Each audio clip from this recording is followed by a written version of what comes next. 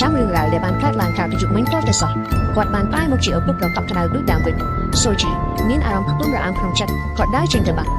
ប៉ុន្តែអ្វីដែលចម្លែកមិនមែនមានតែឪពុកម្នាក់នោះទេសូម្បីតែម្ដាយដែលធ្លាប់តែទុនខ្លួននិងរៀបរយប្រចាំថ្ងៃក៏ចាប់ផ្ដើមមានលក្ខណៈខុសប្លែកពីមុនដែរដែលធ្វើឲ្យសមាជិកគ្រួសារទាំងអស់ឈោមមើលទាំងខុសចិត្តនិងស្រឡាញ់កាន់ម្ដាយមិនដូចជាម្ដាយដ៏ទុនខ្លួនកាលពីមុនឡើយមិនត្រឹមតែប៉ុណ្ណោះពេលកូនប្រុសទៅគ្រាន់តែរអ៊ូមួយម៉ាត់ថាម្ហូបថ្ងៃនេះប្រៃបន្តិចហើយនាងក៏មិននិយាយស្ដីអ្វីច្រើនស្រាប់តែលូកដៃចាប់យកម្ហូបនៅខាងមុខញាត់ចូលមាត់ទាំងកំហឹងរួចហុចឲ្យកូនប្រុសហើយនិយាយថាមិនប្រៃបន្តិចណាឡើយលោកផាត់មើលទៅភ្នែកពេកក៏ប្រាប់កូនប្រុសថាបើមិនចង់ញ៉ាំទេក៏មិនបាច់ញ៉ាំទៅអ្នកណាទៅដឹងថាស្ត្រីជាម្ដាយគ្រាន់តែលើកព្រាមក៏ប្រែទឹកមុខឡើងសាហាវរួចបោកកំតិចរំមុខម្ហូបនៅលើតុបាយទាំងអស់ចោលតែម្ដងអ្នកនេះរត់ឆ្កែគេឈន់ណាស់ដែរទស្សនភាពដ៏ចម្លែករំលឹកនេះធ្វើឲ្យកូនប្រុសភ័យខ្លាចរហូតដល់យំខ្លាំងមកភ្លាមលុះដល់ពេលយប់លោកផាក់ត្រឡប់មកពីធ្វើការវិញភរិយាក៏បានប្រែមកជាមានសភាពទន់ភ្លន់ដូចកាលពីមុនវិញដដែល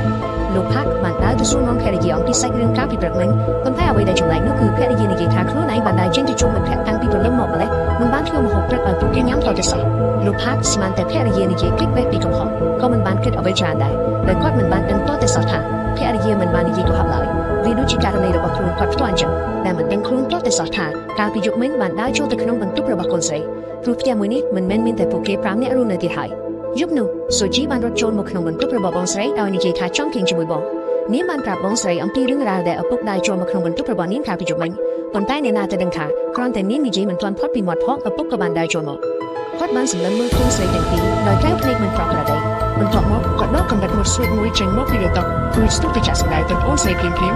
សំណាងល្អដែលបងស្រីលឿនរហ័សនាងបានច្រានឪពុកឲ្យដួលទៅលើដីរួចអូសដៃបងស្រីរត់ចេញពីបន្ទប់យ៉ាងលឿន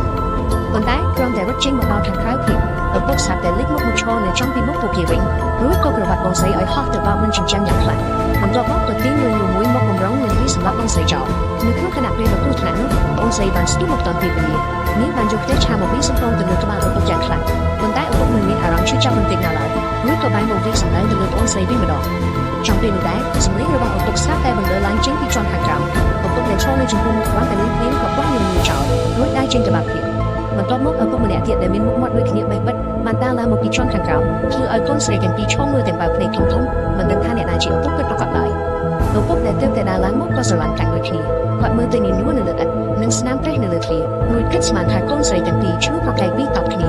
នៅក្នុងខណៈពេលដែលអ្នកទាំងពីរកំពុងតែងឿងឆ្ងល់នោះស្រាប់តែមានមនុស្សម្នាក់នៅពីក្រោយបានរឿងញញួរនោះឡើងដើម្បីការពារកូនស្រីឪពុកបានយកខ្លួនទៅបាំងរងការវាយប្រហារពីភរិយារហូតដល់គាត់ត្រូវរងរបួសដួលទៅលើដីទើបស្ត្រីជាភរិយានោះដើរចេញទៅប៉ុន្តែគ្រាន់តែនាងដើរចូលបន្ទប់ភ្លាមភរិយាម្នាក់ទៀតក៏បានដើរឡើងមកពីជាន់ក្រោមម្ដងទៀតលោកផាកមកវិញមកវាន់បែងចែកនៃដាច់ហើ